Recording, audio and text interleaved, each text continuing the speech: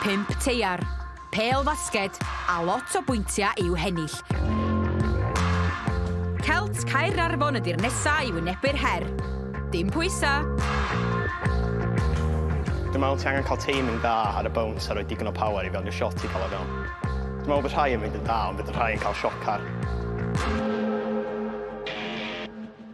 Y player gyntaf di Will, mae'n reit dda yn saethu, so dwi'n hyderus mewn sgorio. Go on, Will. Dechrau da, 100 pwynt i Will, da iawn. Y nesaf sy'n Cody, mae'n gryf am gallu saethu'n iawn, so dwi'n meddwl mae'n cael yn hawdd.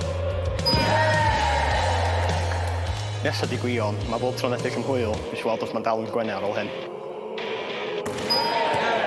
Shot lwcus. Nesaf di Ellis, mae'n newydd i'r gêm, so dwi'n edrych ymlaen i gweld ti'n ma'n neud.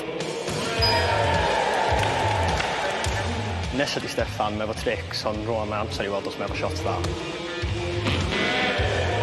Nath o trio. Y chwaraeon nesaf di Stwnsh, gorau'r gorau tîm, no pressure.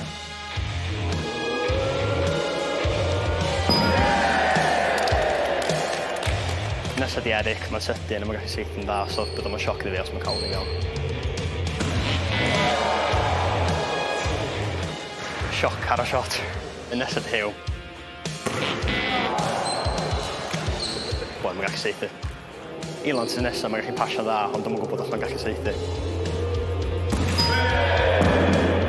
Nesaf sy'n Osian, self-proclaimed Steph Curry, so bydd o'n reit embarrassing os mae'n meddwl.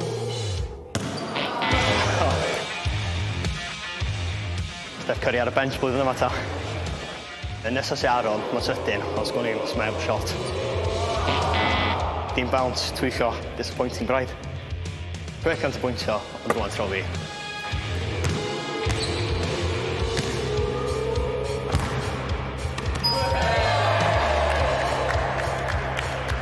Rhy hawdd. Sgôr Celts Caernarfon o 700 o bwyntiau.